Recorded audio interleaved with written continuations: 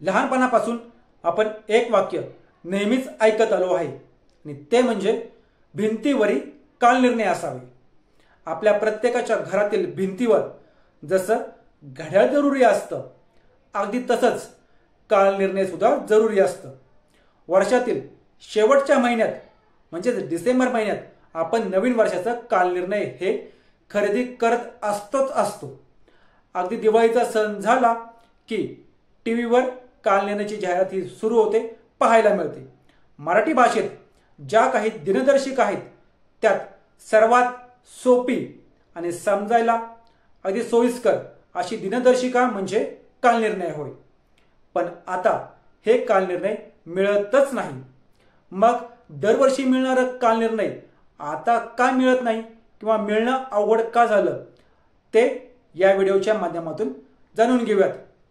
नमस्कार, मी किशोर बलकवडे आणि आपण पाहतात विषयच वेगळा. कालनिर्णय हे मराठी भाषेतील सर्वात सोपी दिनदर्शिका आहेच, पण एक सोपं पंचांग देखील आहे. याचबरोबर या कालनिर्णयाचं पान जर आपण उलट करून पाहिलं तर त्यात अनेक महत्त्वाची माहिती देखील आपल्याला पाहायला मिळतं. जसं की रेल्वेची माहिती असेल, एसटी महामंडळाचं वेळापत्रक असेल, पाक रेसिपी असेल, राशी भविष्य असेल, अशा अनेक गोष्टी या आपल्याला पाहायला मिळतात.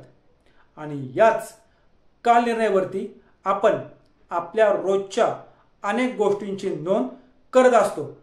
जसं की गॅस कधी लावला किंवा दुधाचं बिल कधी द्यायचं आहे. एखाद्याला आपण पैसे दिलेले असतील तर ते कोणत्या तारखेला दिले आहेत किंवा कोणत्या महिन्यात दिलेत, अशा अनेक गोष्टी असतात. आपण जेव्हा दुकानात कॅलेंडर खरेदी करायला जातो तेव्हा सहजपणे एक कालनिर्णय द्या असंच म्हणतो. एवढं हे कालनिर्णय प्रसिद्ध असताना, अनेकांच्या घरातील एक अविभाज्य भाग बनलेला असताना, पण सध्या हेच कालनिर्णय बाजारात मिळणं आता अति अवघड झालं आहे. काही दुकानदार तर सांगतात की हे आता बंद झालेलं आहे, बॅन आहे. पण हे इतक्या वर्षाचं, इतक्या पूर्वीपासूनचं कालनिर्णय नेमकं बंद का झालं की बंद केलं हे पण आता जाणून घेऊयात. कालनिर्णय बंद का झालं याची माहिती इंटरनेटवर शोधण्यात आली किंवा शोधली असता कळालं की विठ्ठल उमप फाउंडेशनचा एक कार्यक्रम काही दिवसांपूर्वी पार पडला. या कार्यक्रमाला अनेक मान्यवरांची उपस्थिती होती. पण या सोहळ्यात एका पुरस्काराचं वितरण करण्यात आलं आणि हे पुरस्कार वितरण कालनिर्णयाचे संपादक साळगावकर यांच्या हस्ते ज्ञानेश महाराव यांना देण्यात आला. आता हे ज्ञानेश महाराव कोण, तर ज्यांनी संभाजी ब्रिगेडचा एक कार्यक्रम पार पाडला होता.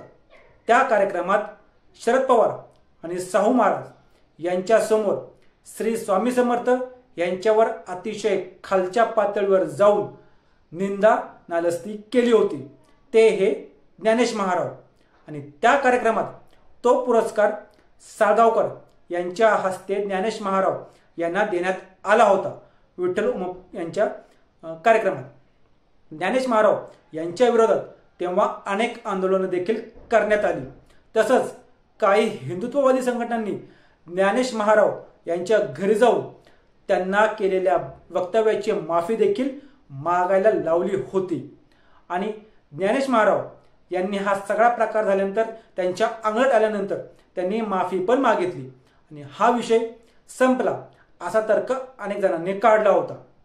पण खरी गोष्ट तर अशी होती की विठ्ठल उमप फाउंडेशनच्या कार्यक्रमातील पुरस्कार वितरण हे साळगावकर यांच्या हस्ते झालं आणि ते देखील ज्ञानेश महाराव यांना आणि हिंदूंच्या देवीदेवतांना नावं ठेवणाऱ्या, त्याचबरोबर स्वामी समर्थ यांची अतिशय घाणेरड्या प्रकारे निंदा करणाऱ्या माणसाला तुम्ही हा पुरस्कार कसा काय दिला असा प्रश्न करण्यात आला होता.